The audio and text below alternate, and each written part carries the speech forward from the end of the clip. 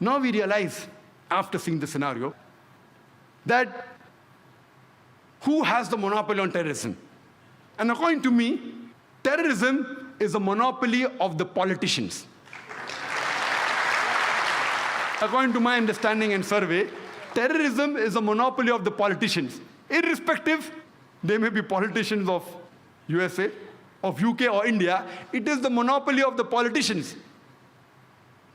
We have to realize what is the cause of terrorism. If we want to abolish terrorism, first we have to understand the root cause. I, being a doctor, we don't believe in symptomatic treatment. We believe in trying and finding out what is the cause and killing the germ. That's a better treatment. What is the cause of terrorism? The experts say that the cause of terrorism is injustice. When injustice is done on a particular group of people, when wrong is done on a particular group of people, they tend to retaliate. And that is the only cause of terrorism. And when we realize that whether it be the 9/11, the destruction of the Twin Towers in New York, whether it be the 7th July, the bombing in London, or the serial bomb blast 93 in Bombay, or the recent bomb blast on 11th of July, whether it be the thousands of people killed in Afghanistan, in Iraq, in Gujarat, in Bosnia, whether it be in Palestine, in Lebanon, we find that behind them, the main cause are the politicians. I was wondering that when I landed in UK, that why were 21 young Muslims arrested? The government said we were keeping track on them for several months. Many people I met who knew these people were arrested personally. They said, impossible. They can't be involved. What we realized, that the people wait, when should this news come out? At that time, Israel was attacking Lebanon. Thousands of people were killed. The Britishers were objecting. So then you have a diversion. 21 Muslims supposed to bomb the airline are arrested. It's a bigger news, so people forget about thousands of innocent people being killed in Lebanon. Same thing in India, Kargil. Any problem, politicians talk about Kargil, talk about the enemy, Pakistan. Diversion, politics, whether it be in USA, whether it be in UK, whether it be in India. The major cause are the politicians. We know that our country,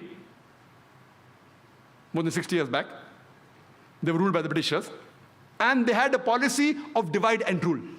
More than 50 years back, we got freedom from the Britishers, but unfortunately, they have left, but they have left the policy behind. And our Indian politicians, they have adopted this policy of divide and rule. They adopt this policy of divide and rule for the vote bank. From records, we come to know that the country which has the maximum riots anywhere in the world, it is India. If not daily, at least once a week, we have communal riots. This great country of ours, so many great religions are there. Maximum riots, communal riots. And the major cause, almost all, directly and indirectly, they are the politicians. For the vote bank, for the power, for the money, they engineer these things. Otherwise, normally, I have met non-Muslims. It's my job, it's my profession. I'm a student of comparative religion. I keep on meeting different sorts of people. Generally, the common Indian, irrespective whether it's Hindu or a Muslim, they would love to live with each other harmoniously. They would love to live peacefully. We may have our differences. We don't want to fight.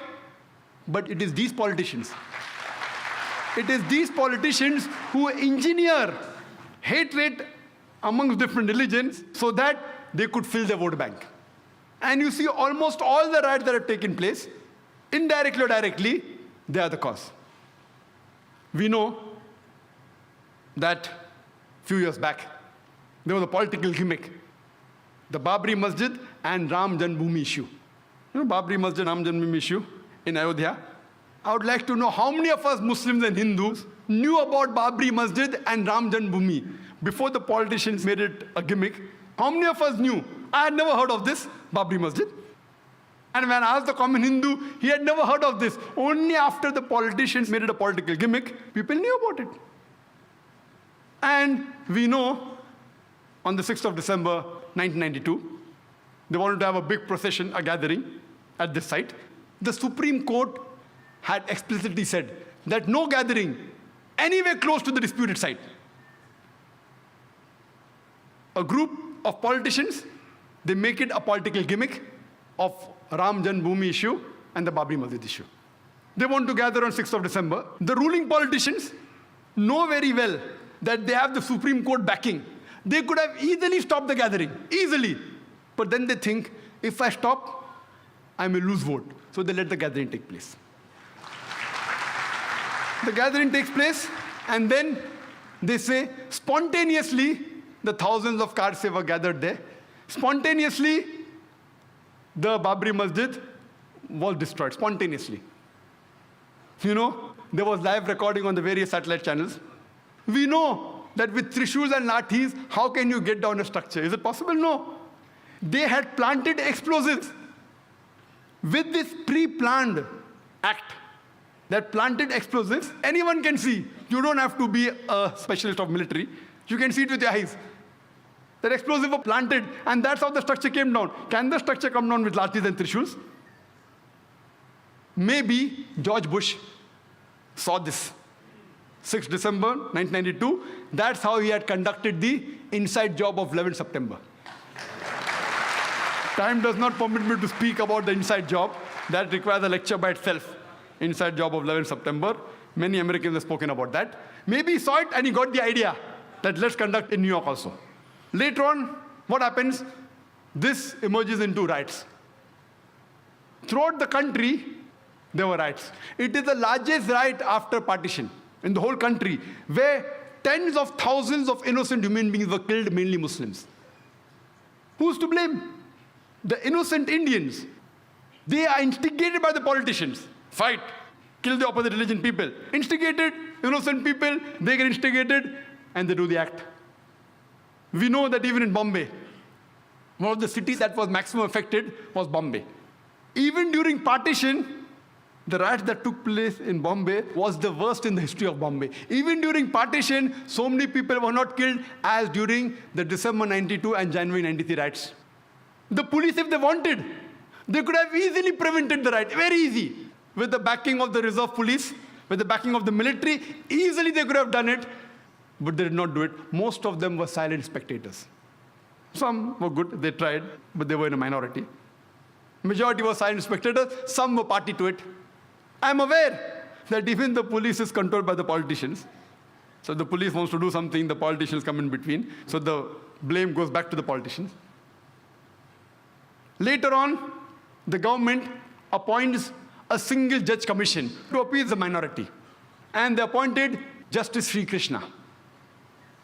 It was famously called as the Sri Krishna Commission. And we know that Justice Sri Krishna, he was and is a devout and a practicing Hindu. But at the same time, he's an upright and honest judge, just like how we have Justice Suresh here. An honest and an upright judge. The verdict he gave, it did not go down the throat of the government. It takes a few years. And he had analyzed the full cases of the riots. He spoke with the politicians, with the police. Individually, he visited 26 police stations, analyzed the records, spoke with the police officer, junior and senior, spoke with the victims, spoke with the media, and after a great deal of research, he presented, we have this damning verdict of Sri Krishna Commission. He even gave suggestions, how can we prevent these riots? But, you know, it takes time. By the time this happened, the government says bygones are bygones. Because they know if they implement the report, they are afraid that they will lose the vote bank. At that time, to appease the minority, they appointed the commission. How many commissions? I don't know. I don't know how many commissions have been implemented. I think Justice Suresh can tell. How many commissions that they appoint have really been implemented in India? How many? So here we know it is just delaying tactics. The innocent Indians, especially the Muslim victims, we have faith in the judiciary system of India. If the politicians betray us, if our other citizen fellow members betray us, if the police betrays us, in this country, we have yet faith in the judiciary system. And we know that finally, most of the innocent people, whether they are arrested, etc., they are finally released. But the damage done to them, it cannot be undone. Later on, we come to know, after a couple of months, on 12th of March 1993, there was a series of 13 bomb blasts in Bombay, in which more than 250 innocent citizens of Bombay were killed. More than 250 innocent human beings were killed. And more than 700 human beings were injured. The opposition said, oh, planned everything. Justice Shri Krishna said, it was not meticulously planned, it was a retaliation. More than 1,500 innocent Muslims killed in riots in Bombay. More than 1,500 innocent Muslims during the Bombay riots of December 92 and January 93 were killed. It was a retaliation. And the authorities and the police said it was done by Muslim underworld with the help of some others. That's how the bomb blast took place. And they say, all of them agreed, even the police commissioner, they agreed that it was a retaliation to what had happened in Bombay. We know that immediately after the riots of December 92 and January 93, it was difficult for the Muslims to walk on the streets.